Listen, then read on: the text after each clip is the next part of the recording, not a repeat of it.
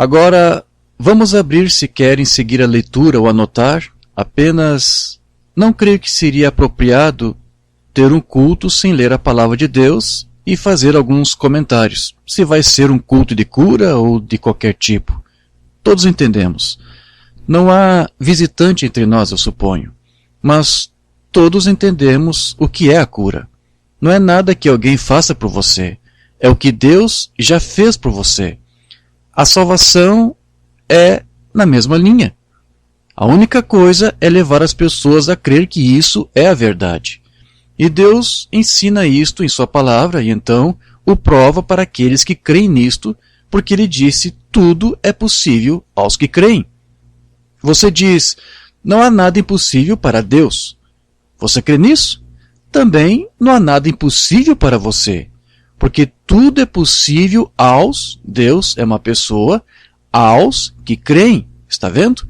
De modo que não há nada impossível para você, se somente puder crer. Agora, em 1 Reis, capítulo 17, eu quero ler os primeiros 7 versículos, querendo o Senhor. Então Elias, o tisbita, dos moradores de Gileade, disse a Acabe: vive o Senhor Deus de Israel, perante cuja face estou, que nesses anos nem orvalho nem chuva haverá, senão segundo a minha palavra. Depois veio a ele a palavra do Senhor, dizendo: vai-te daqui e vira para o oriente. Vira-te para o oriente e esconde-te junto ao ribeiro de Querite, que está diante do Jordão. E há de ser que beberás do ribeiro, e eu tenho ordenado aos corvos que ali te sustentem. Note, que ali te sustentem, não em algum outro lugar, ali. Foi, pois, e fez conforme o Senhor, ou a palavra do Senhor, porque foi e habitou junto ao ribeiro de Querite, que está diante do Jordão. E os corvos lhe traziam pão e carne pela manhã, como também pão e carne à noite, e bebia do ribeiro. E sucedeu que, passados dias, o ribeiro se secou, porque não tinha havido chuva na terra. O Senhor acrescente suas bênçãos à leitura da sua palavra. E agora, esta noite, quero tomar um texto daí, intitulado Alimento Espiritual a seu tempo. Esta manhã nós tivemos uma lição sobre prestando um serviço a Deus, ou tentando prestar-lhe um serviço sem ser o tempo, a estação, o lugar ou a pessoa. E agora este é alimento espiritual a seu tempo. Este profeta Elias, nós sabemos muito pouco a seu respeito, mas sabemos que ele foi servo de Deus e o servo de Deus para aquela hora. E Deus usou seu espírito que esteve sobre Elias já por 3 vezes e promete mais 2, 5 vezes por graça. Ele usou sobre Elias. Ele veio sobre Eliseu em porção dobrada, esteve sobre João Batista e deve vir para introduzir a noiva gentia, e vem com Moisés para levar os judeus para o lar. Isso mesmo. 5 vezes que Deus promete usar o espírito de Elias e já o fez 3 vezes. Agora, este grande profeta, nós não sabemos de onde ele vem. Sabemos que era tisbita, mas como ele veio, sabemos pouco sobre os profetas. Não sabemos de onde vieram, raramente. Como eu não sei de nenhum que veio da igreja ou teve alguma genealogia detrás de si. Eram apenas homens comuns que eram destemidos e muitas vezes sem instrução. E nunca fizeram nada por escrito. Eles mesmos, Isaías e Jeremias, um par deles, fez algo por escrito, mas este grande homem Elias nunca escreveu nada. Muitos deles não escreviam, talvez não soubessem escrever, mas eram homens rústicos. Não houve homem na Bíblia como aqueles profetas antigos. Eles desafiaram reis, reinos, povos, igrejas e tudo mais, e permaneceram firmes na palavra de Deus, e Deus provou que estavam certos. Eles eram indivíduos muito rústicos. E este Elias foi um dos mais rústicos de todos. Ele era um homem do deserto, ele saiu do deserto, viveu no deserto, A Bíblia disse que se vestia de pelos, ele tinha a pele de ovelhas envoltas em si, e um pedaço de couro de camelo envolvendo os lombos, muito barba meio crescida no rosto, e imagino que ele era um homem de aparência muito rústica para se olhar. Mas todos eles não morreram. Eles não estão todos mortos. Nos dias do Concílio Niceno, muitos de vocês que leram o Concílio Niceno da Igreja Primitiva, quando quiseram fazer uma organização dela e dissolver todas as outras igrejas e convergir em uma, quando tiveram aquele Concílio Niceno, homens rústicos como Elias vieram ali do deserto, comendo só ervas, grandes homens rústicos, mas os dignatários, os de posição elevada sob Constantino e assim por diante, silenciaram a voz deles. Porque esses, sendo profetas, sabiam que o grão de trigo da igreja noiva tinha que cair na terra, do mesmo modo que o grão de trigo do noivo teve de cair na terra, e ali ficou por 1000 anos. É por isso que escrevem nos livros hoje: onde está esse Deus silencioso que pôde ficar parado e ver criancinhas assassinadas e mulheres despedaçadas por leões e ficar sentado nos céus e não dizer nada sobre isso? Eles não conhecem a palavra. Aquele grão de trigo tem de cair na terra. Como poderia um Deus justo ficar parado e ver seu próprio filho morrer e cuspiram nele e assim por diante? Mas foi conforme a palavra, teve de acontecer, e assim é até esta hora. Este homem, ele foi um grande homem, ele teve uma geração pecaminosa diante de si. Acabe era rei, seu pai antes dele tinha sido mau. Desde Salomão tinha havido o rei mau após o outro. E este homem Acabe, o qual reinou por 22 anos em Samaria, era o pior de todos eles. Ele era um autêntico modernista. Ele cria em religião, certamente, e tinha tudo numa tendência moderna.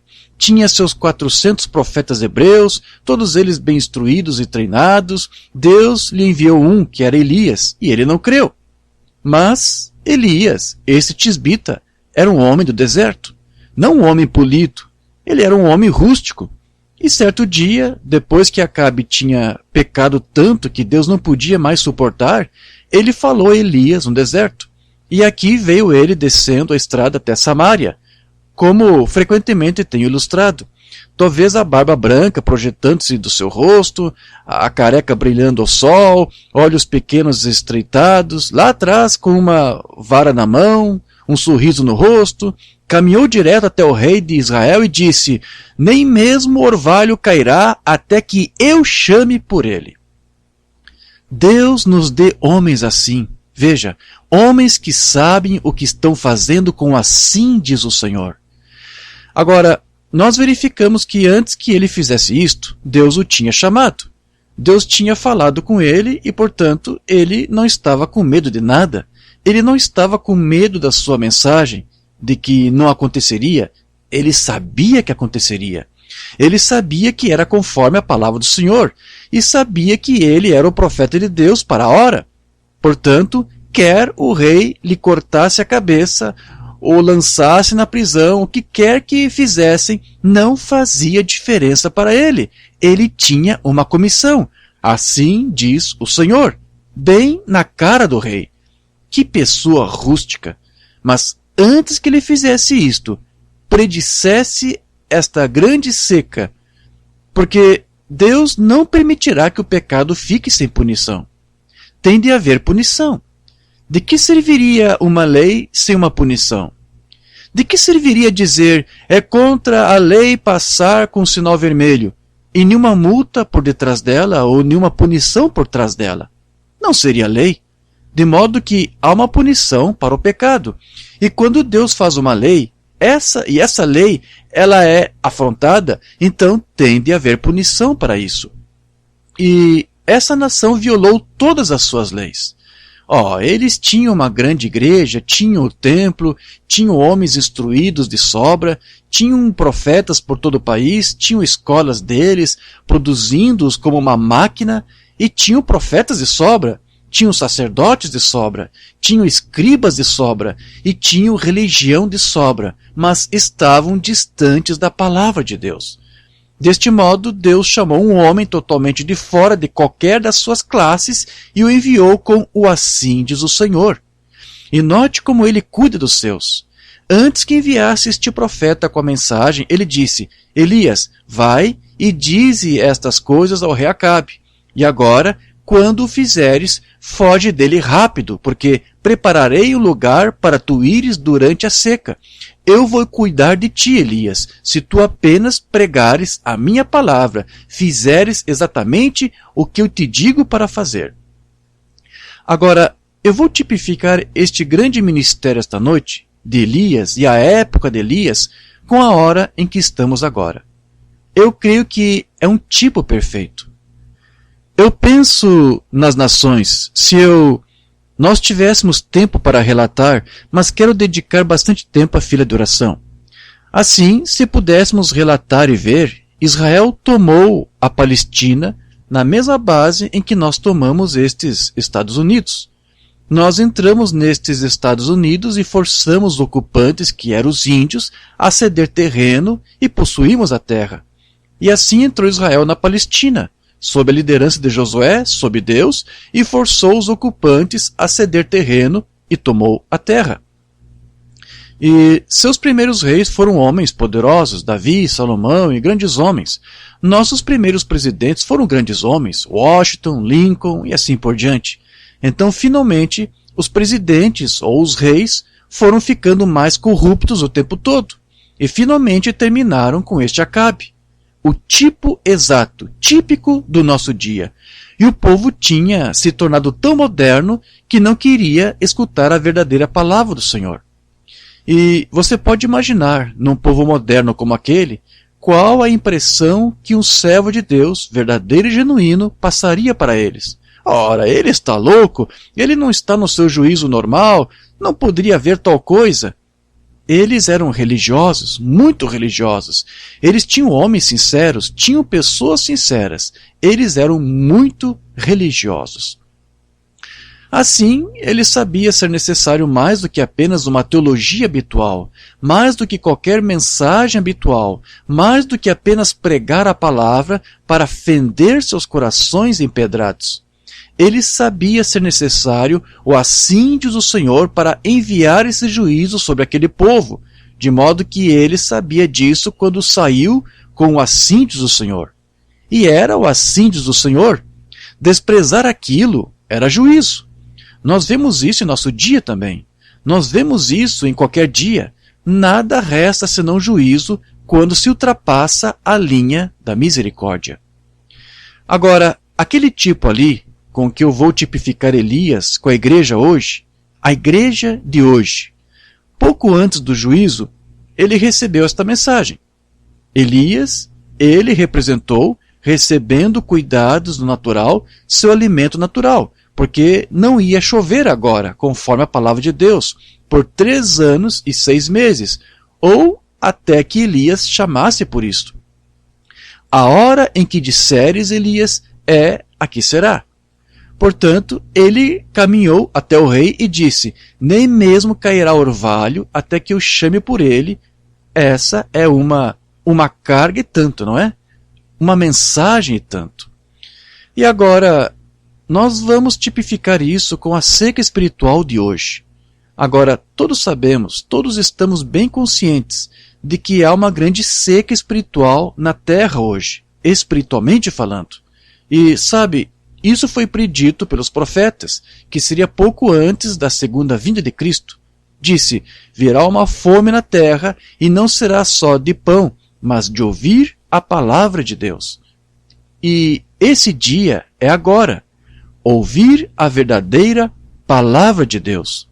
Agora, isto tipifica a seca natural com a espiritual. Pecado e incredulidade, por falsos mestres e modernistas na igreja, tinham trazido o lugar a este juízo vindouro, próximo. Então eles tinham se voltado da palavra de Deus e seu profeta a termos teológicos modernos da palavra. Note aqui, É exatamente nessa hora que Deus sempre levanta alguma coisa, porque ele não faz nada sem que primeiro o revele ao povo, e ele sempre revela por seus servos. Agora, mas Elias, durante esse tempo, teve um lugar secreto a que Deus lhe tinha ordenado ir. Essa é a coisa que queremos ver agora, pouco antes de termos a fila de oração. Elias teve um lugar secreto provido pelo próprio Deus. Agora, a igreja não o proveu para ele. O rei não o proveu para ele. Ele próprio não o proveu. Mas Deus proveu um lugar secreto para Elias ser alimentado o tempo todo durante a seca, onde seu alimento foi provido dia a dia. Ele não precisava se perguntar o que aconteceria amanhã ou se o estoque se esgotaria. Deus disse: eu tenho ordenado aos corvos e eles te sustentarão. Que coisa maravilhosa! Um tipo do nosso lugar secreto em Cristo. Quando o Concílio Mundial e tudo o que está acontecendo hoje, que diz: os dias dos milagres já passaram, os grandes poderes de Deus foram tirados das igrejas. Eles já não parecem, não tem nada além de um metal que soa e um sino que tine. Nós sabemos que isso é verdade. E aparência de piedade e negando a eficácia dela. É exatamente a mesma coisa que Davi fez esta manhã com os carros de bois, afastou-se da palavra. Quando a palavra lhes foi apresentada e dada, eles não a quiseram, portanto, haviam-se afastado dela. Era isso que essas pessoas tinham feito nos dias de Elias, se afastado da palavra. Elas pensavam que tinham a palavra, mas não a tinham.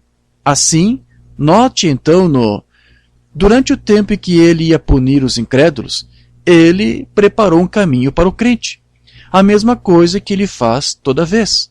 Nos dias em que ia destruir o mundo com água, ele preparou uma via de escape para Noé.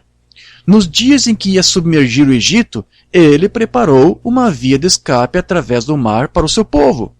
Como Deus prepara o seu caminho. E onde não há caminho, ele é esse caminho. Ele é esse caminho. Agora, nós percebemos que estamos nos defrontando com uma das maiores horas que a história já conheceu. Não é exatamente a ogiva com um míssil brilhante e polido, com uma cabeça nele, que devíamos temer. São as igrejas que devíamos temer. É a hora em que estamos vivendo que devíamos vigiar. Agora note, mas Deus preparou uma via para Elias escapar disto. E ele preparou uma via para seus filhos crentes escaparem disto agora, a ira e coisas que estão por vir. Porque Deus não poderia ser justo em julgar essas pessoas e lhes enviar punição, e submergir Sodoma e Gomorra, e submergir Cafarnaum no meio do mar, e condenar essas gerações, e Sodoma e Gomorra, e então nos deixar fazer a mesma coisa e passar impunes com isto. Estamos destinados ao juízo com tanta certeza quanto eles estavam destinados ao juízo. Agora, nós notamos que quando essas coisas surgiram, a tendência moderna daquele dia, Deus pôs um homem em pé naquele dia, ou levantou um homem, melhor dizendo, para combater as forças, e eles se recusaram a ouvir isto. Eles acharam que ele estava louco, que ele tinha perdido o juízo, que ele era apenas algum velho fanático, um tolo do deserto, meio doido por mata. Entretanto, ele tinha a palavra do Senhor. A palavra não significa o que dizem hoje. Bem, a Bíblia é um livro de história. Suponho que vocês já viram isto, que agora eles afirmam que Eva não comeu a maçã, ela comeu que era mesmo? Eu creio, foi um damasco, dizem agora. Foi um damasco. E então que Moisés não levou os filhos de Israel através do Mar Vermelho, era um montão de juncos na outra extremidade daquele mar, e ele passou para o mar de juncos. Então, com a água se levantou de ambos os lados como uma parede, eles passaram por terra seca. Então, tamanha bobagem. Mas veja, requer-se esse tipo de dia para trazer abaixo a ira de Deus sobre o povo. Faz isso. Dizem que não há tal coisa como estes Nem mesmo pessoas de igreja creem em milagres. Eu lhe darei $1.000, disseram. Mostra-me o milagre. Mostra-me o milagre. Bem, eles não poderiam vê-lo se houvessem 10.000 coisas que fossem feitas diante deles. Ora, eles nunca o veriam. Você diz, isso é impossível. Oh, não, não é. Elias certa vez estava em Dotã, e o exército sírio tinha vindo e cercado a cidade para prendê-lo, porque sabiam que era ali que o poder da nação se encontrava, era naquele vidente. Ora, o rei, um dos homens contou ao rei da Síria, disse, ora, tu sabes que Elias o profeta, o tisbita, conta ao rei de Israel o que tu falas na tua câmara secreta. Disse, vai e apanhe aquele sujeito. Esse é o sujeito que nos está estorvando. E o exército sírio inteiro se pôs, sem ser percebido, em torno de Dotã. Eles estavam à sua volta toda.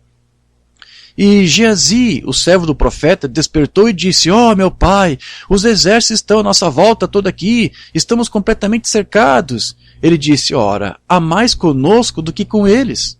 Está vendo? E Geazi olhou em volta e disse, eu não vejo ninguém. E ele disse, Senhor Deus, abre os olhos desse rapaz. E os seus olhos se abriram. E todos os morros estavam cheios de anjos e carros estacionados ao redor, as forças invisíveis. Elias caminhou direto até lá. E a Bíblia disse que ele os cegou. Ele saiu até eles estavam cegos a ele. Saiu e disse, estáis procurando por Elias? Ele disse, sim, estamos procurando ele. Disse, vinde, eu vos direi onde ele está. E os conduziu direto a uma emboscada, exatamente aonde os exércitos saíram e os apanharam. Agora, a Bíblia disse, ele os cegou. Isso encerra o assunto. E as pessoas estão espiritualmente tão cegas hoje, ainda que o Senhor Deus desça no meio do povo e faça qualquer coisa, e as coisas que ele prometeu, elas ainda assim não conseguem ver isto. Elas estão espiritualmente cegas, não conhecem a Deus, não conhecem seu grande poder. Agora, nós notamos que fizeram isso nos dias de Elias, e ainda fazem hoje. Deus os cega. Dizem hoje que não há milagres, não há tal coisa, tudo isto é emoção. E disseram a mesma coisa acerca de Elias, porque quando ele foi levado para cima e Eliseu ocupou seu lugar, um jovem, ficou careca, jovem, as crianças correram atrás dele e disseram, velho careca, por que não subiu com Elias? Veja, eles nem mesmo criam nisto para começar, o povo, depois de tantas coisas terem sido feitas. E este grande homem de Deus tinha sido trasladado ao céu por um carro de fogo, e o povo nem assim creu nisto. E mandaram suas criancinhas correrem atrás deste homem e dizer, velho careca, por que você não subiu? Está vendo? E então o profeta amaldiçoou as crianças e uma ursa matou 42 delas.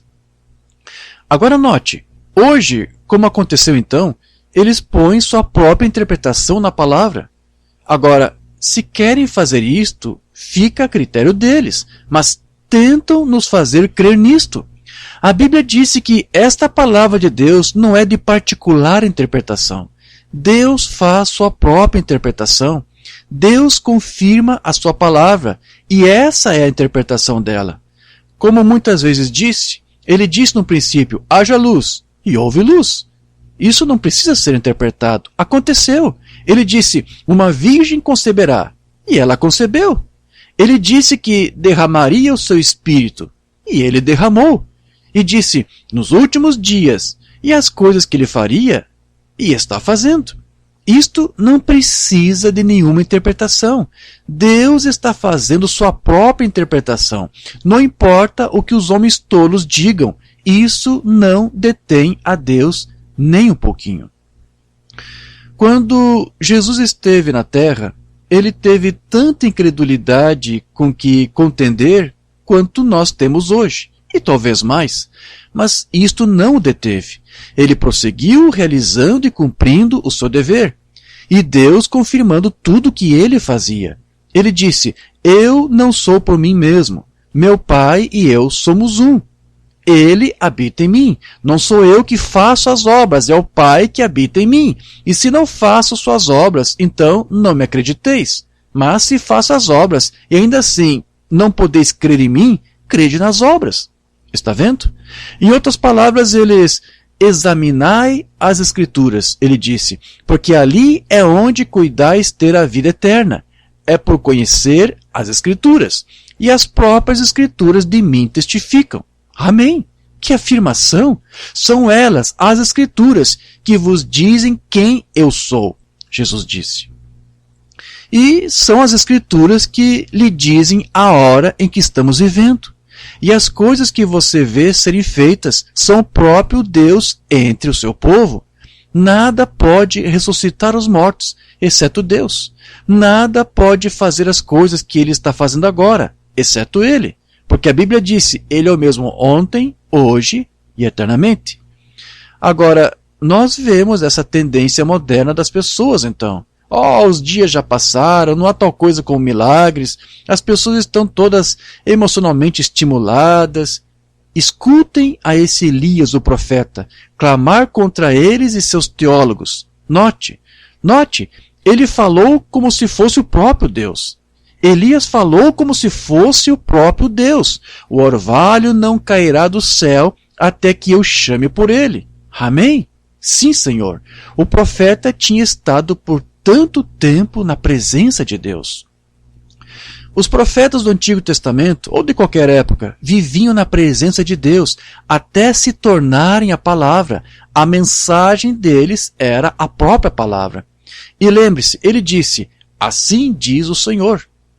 E quando aqueles homens tinham aquelas mensagens de Deus e se tornavam tão envolvidos que seu próprio pensamento pode ter sido contra seu pensamento, eles podem não ter sido capazes de ver isto certo, mas estavam falando a palavra de Deus, ou assim diz o Senhor.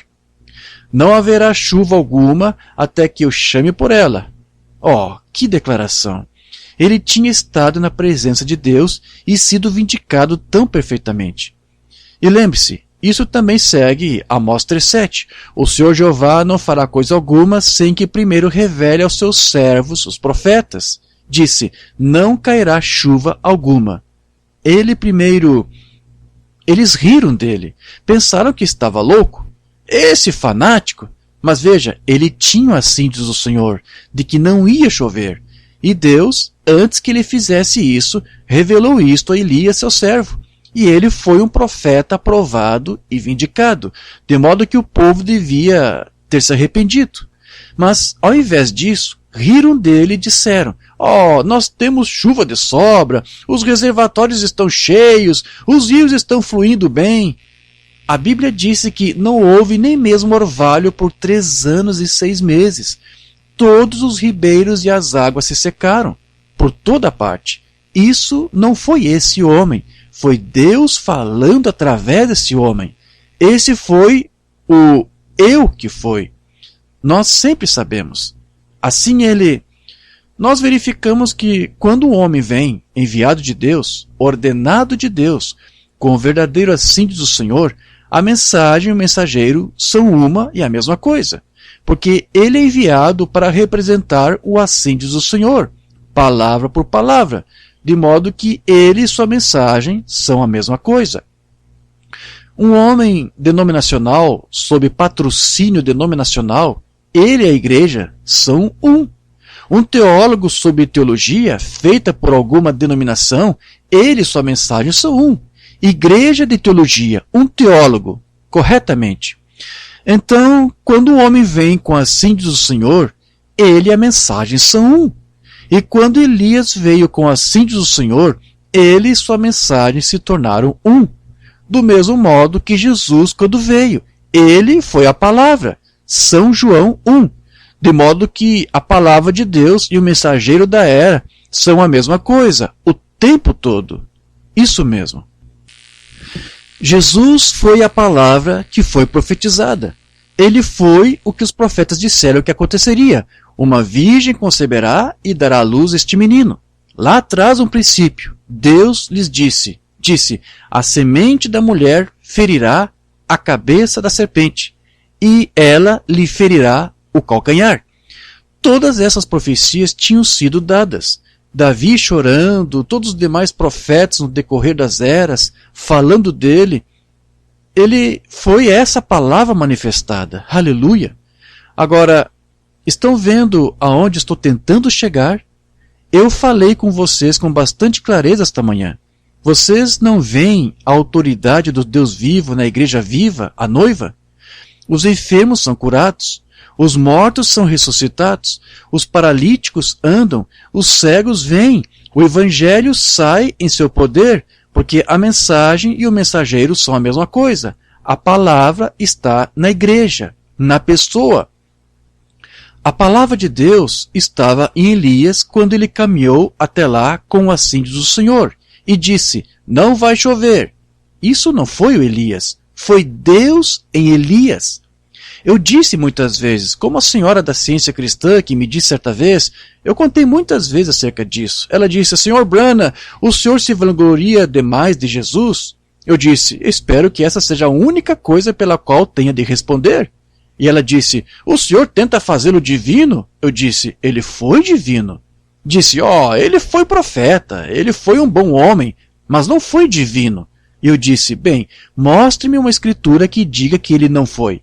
Ela disse: no livro de São João diz que ele chorou quando foi à sepultura de Lázaro.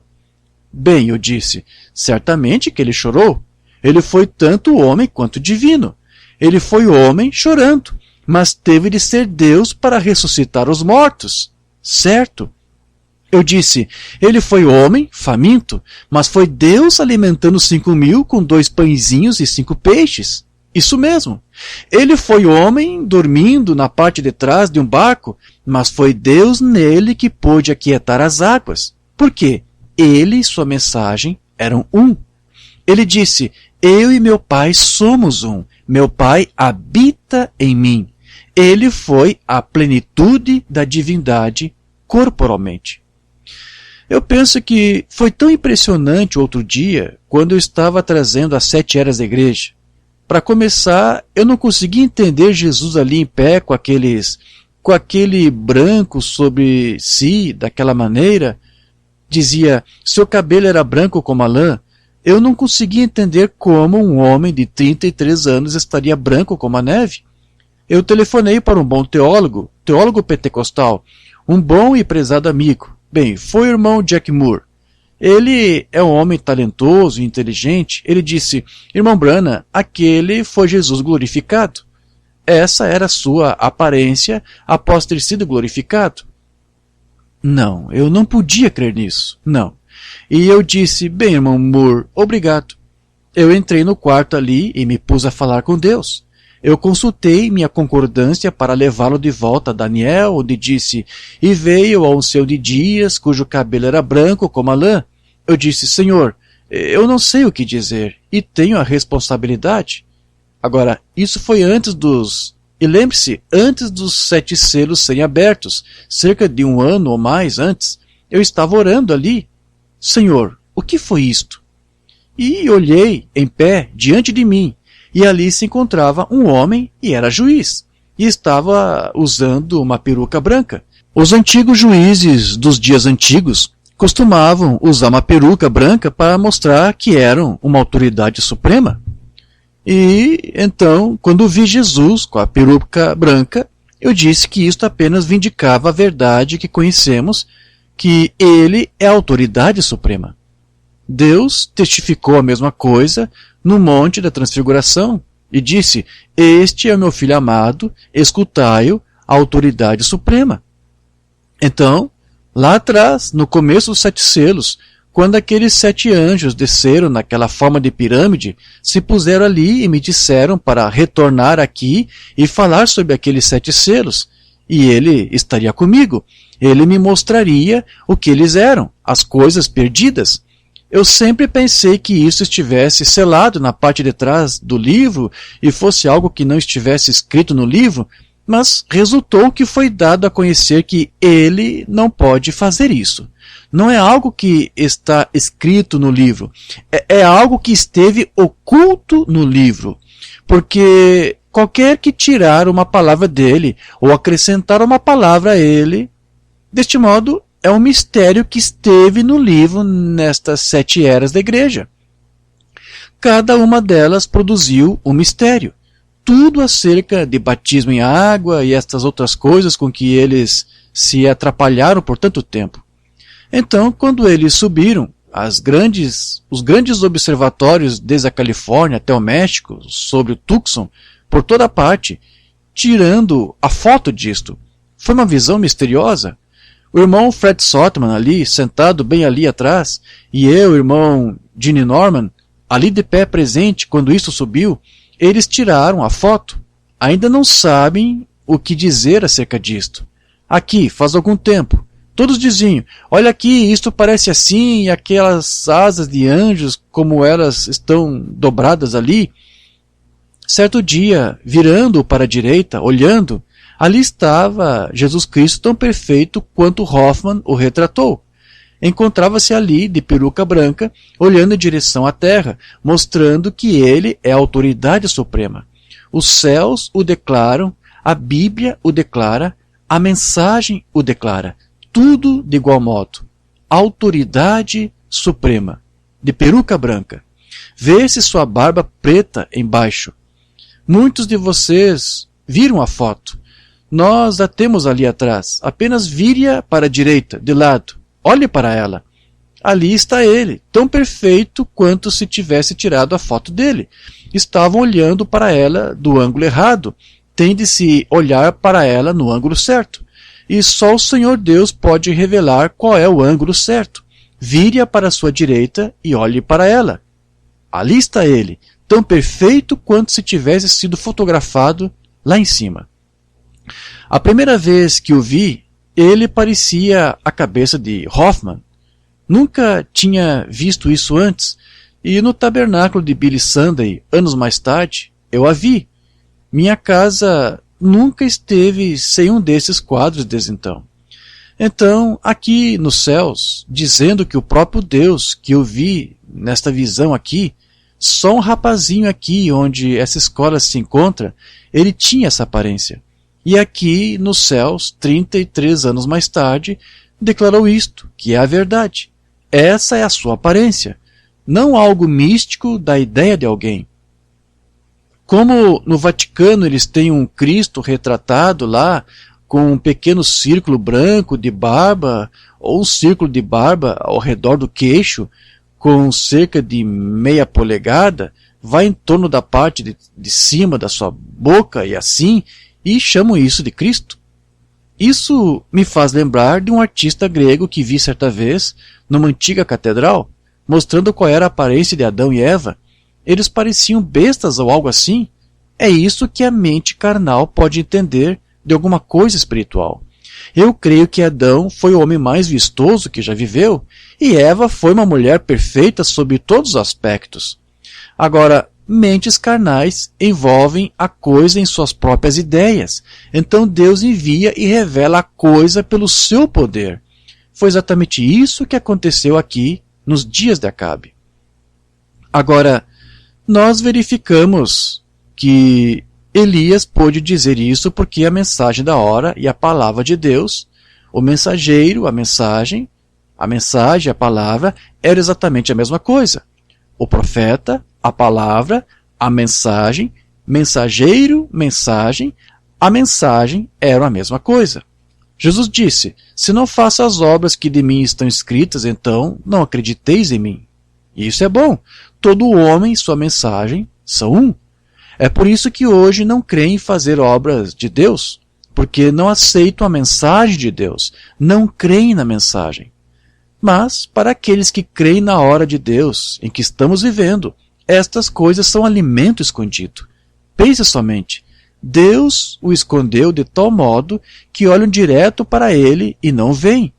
Do mesmo modo que Elias cegou o exército sírio. Do mesmo modo que Deus cega o incrédulo para o alimento verdadeiro e genuíno do Filho, o crente. O que eles chamaram Noé, um fanático, construindo uma arca, os olhos dele estavam abertos à palavra de Deus e à promessa. A mesmíssima coisa que eles chamaram fanatismo salvou Noé e sua família. Veja, a própria coisa. A coisa de que as pessoas riem é a coisa pela qual nós oramos. A coisa que as pessoas chamam louca, nós chamamos grande. O que o mundo chama grande, Deus chama de louco. E o que o mundo chama louco, Deus chama grande. É exatamente o contraste entre o certo e o errado. Jesus Cristo é o mesmo ontem, hoje e eternamente. Lembre-se, ele entrou em seu lugar sagrado pelo plano de Deus, pelo chamado de Deus e a palavra de Deus. Elias entrou em seu lugar secreto pela presciência, plano de Deus, e o chamado sobre a sua vida, e conforme a palavra. Se essa não é a maneira de entrar, eu não sei como chegamos lá. E note, antes da seca começar, Elias entrou neste lugar de segredo pela sua vida. Um verdadeiro tipo de que antes do juízo começar a golpear a terra, a igreja já está chamada a sair. A noiva já está escolhida e só esperando antes do juízo golpear. Já esperando, comendo o alimento de Deus, desfrutando das bênçãos de Deus. Qualquer homem em seu juízo normal sabe que estamos indo direto na direção, estamos bem na hora do juízo. Vejam, o irmão Banks, vários de vocês homens que estão aqui esta noite, que se encontravam lá naquela montanha aquela manhã, e eu quero falar acerca daquela montanha no próximo domingo de manhã, querendo o Senhor. Tenho uma grande revelação, algo mais que eu mal consigo deixar de dizer esta noite. Mas tenho, está vendo? E isto constantemente, o tempo todo, uma coisa acontecendo após a outra, está vendo? Nunca parará de acontecer, porque foi o assim diz o Senhor.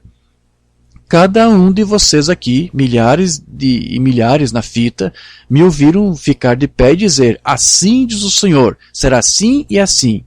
E até mesmo os jornais e revistas têm de declarar que é assim. Eles não sabem de que se trata, mas o viram.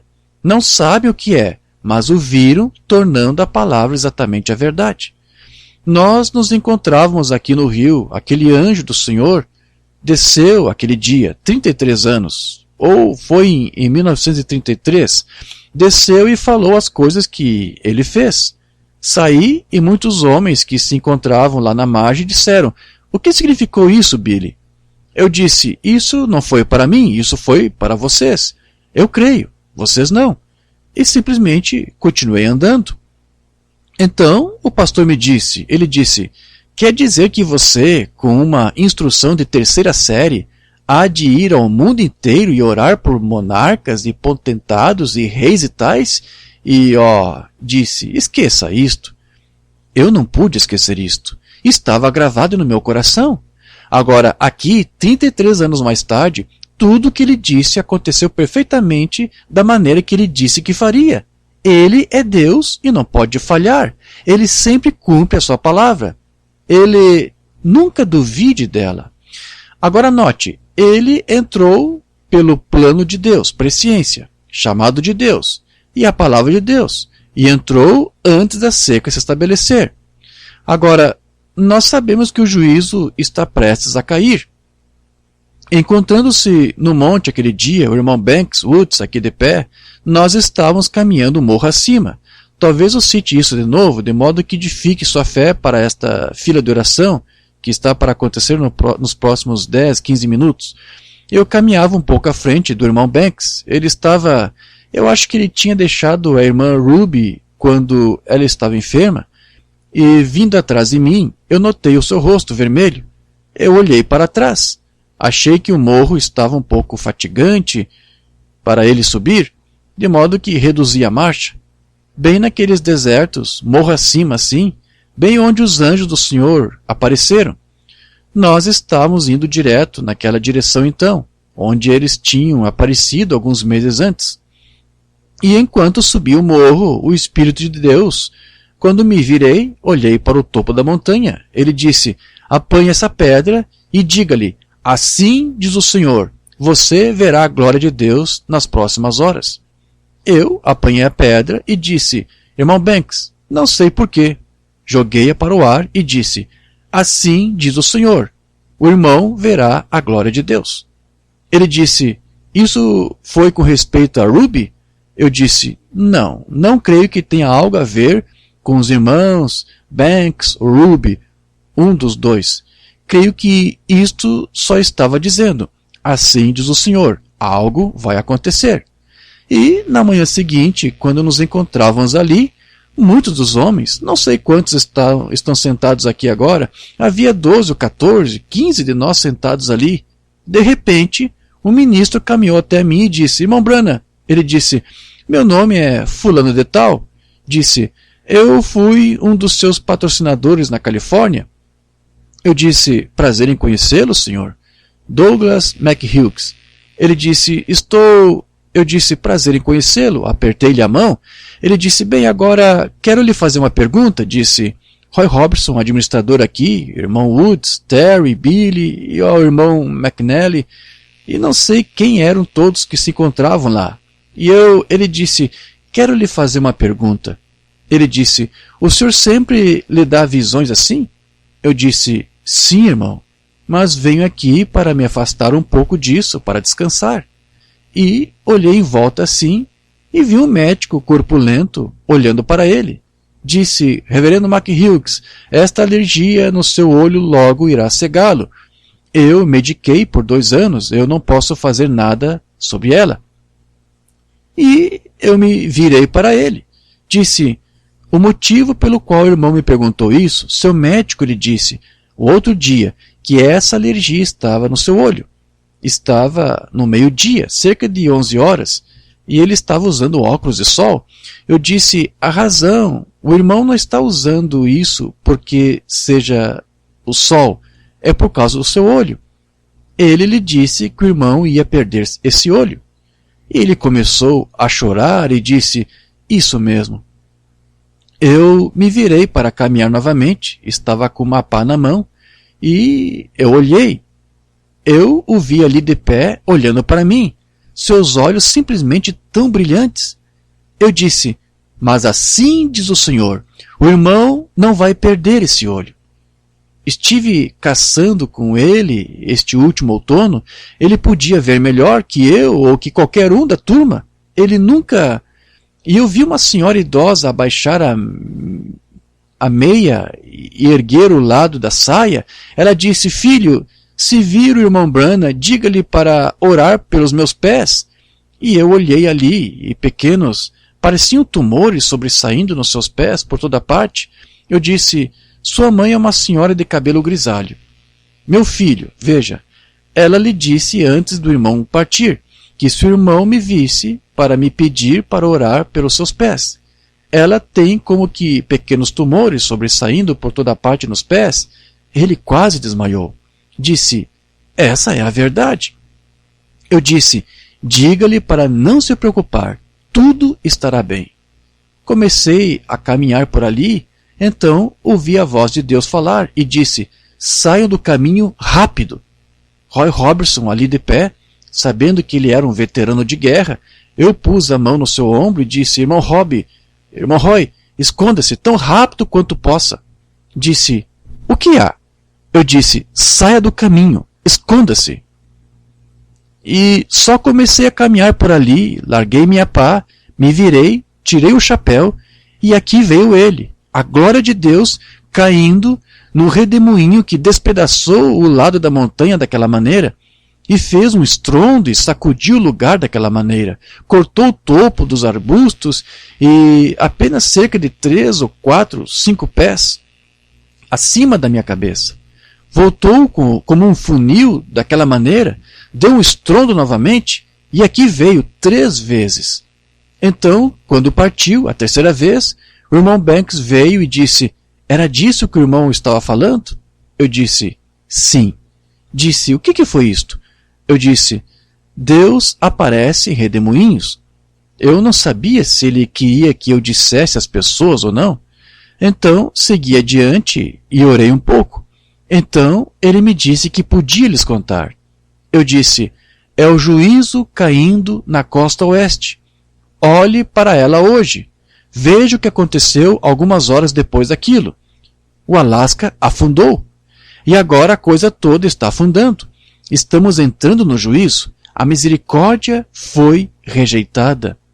Mas, graças a Deus, nós temos alimento escondido, alimento espiritual, de modo que estamos vivendo da bondade e misericórdia da revelação de Jesus Cristo nesses últimos dias, vindicando-se entre o seu povo. Amém. Eles entraram. Elias entrou antes da seca se estabelecer. Graças a Deus por estar dentro antes do juízo se estabelecer. Agora é a hora de sair e entrar. Sair dessas organizações e entrar em Cristo. Uma hora de saída e de entrada para todos os crentes verdadeiros. Então, ele foi chamado e permaneceu ali. Lembre-se, ele não deixou aquele ribeiro até Deus o chamá-lo. E depois que a seca estava quase terminada, ele o chamou dali à casa de uma viúva. Note, ele chamou esta viúva. E esta viúva não tinha se envolvido com os incrédulos, recebido a marca da besta durante a seca. Assim, ele a chamou a sair chamou Elias para sustentar esta viúva. Eles só tinham um bolo pequeno, uma pequena coisa a que ela estava se apegando. E Elias disse: dá-me esse primeiro. Porque assim diz o Senhor, essa panela não se esvaziará, nem a botija secará, até o dia em que o Senhor Deus dê chuva sobre a terra. Pondo Deus primeiro, sua palavra primeiro. Note, houve farinha na panela. Toda vez que ela ia procurar farinha, havia farinha na panela. Havia azeite na botija, toda vez que ela ia procurá-lo. Por quê? A farinha representava Cristo na oferta de farinha. As pedras do moinho tinham de ser ajustadas corretamente para moer cada uma delas, cada partícula desta farinha exatamente igual, mostrando que ele é o mesmo ontem, hoje e eternamente. Essa era a palavra, o pão da vida, seguindo a mensagem, para vindicar a palavra.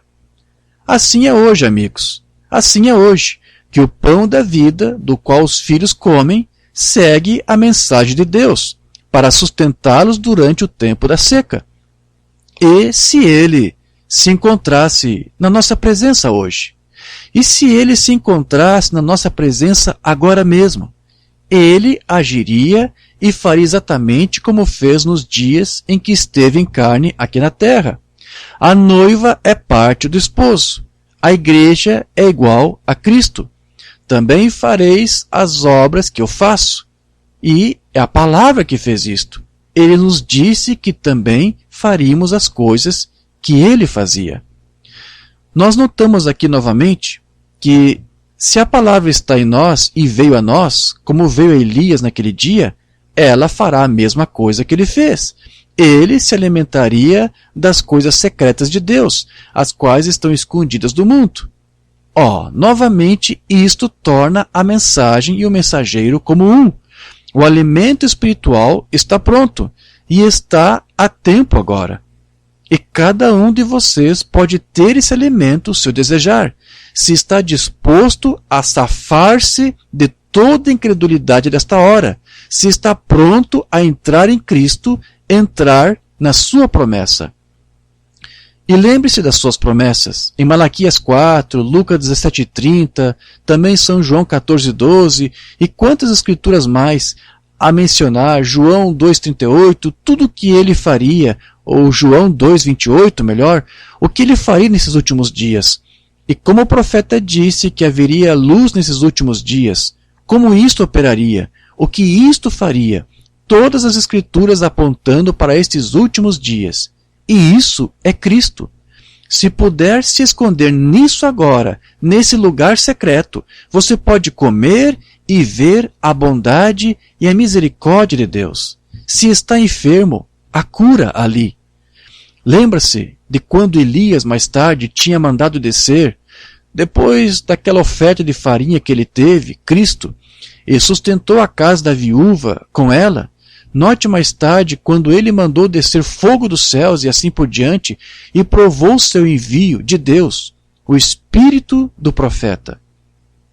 Note no deserto, quando ele estava lá, deitado debaixo do zimbro, um anjo desceu com aquele mesmo tipo de farinha e cozeu alguns pães e o alimentou. E pouco depois ele o pôs a dormir novamente e o acordou e tinha mais alguns pães cozidos ali para ele. E com a força desses pães caminhou por 40 dias. Glória a Deus! Ele é o mesmo ontem, hoje e eternamente. Oh, como amamos! Alimento espiritual a seu tempo. Não é bom pegar o pão dos filhos e dá-lo aos cachorrinhos. Não disse Jesus a mesma coisa à mulher Ciro-Fenícia? Ele foi enviado aos seus. Isso mesmo. E foi a esses que ele veio. Ele nunca veio aos gentios. E agora, hoje, ele visita os gentios no tempo deles. E não é bom. Você diz, por que a mensagem não sai nesses grandes lugares, nessas grandes cruzadas, como entre as denominações?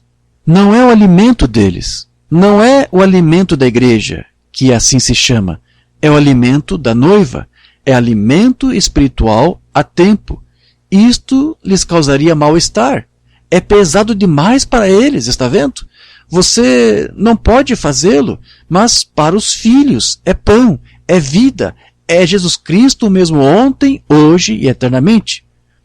Vamos nos atrasar muito se não começarmos a fila de oração agora, de modo que vamos inclinar a cabeça só por um momento. Querido Deus, alimento a seu tempo, alimento espiritual, algo de que o mundo nada sabe.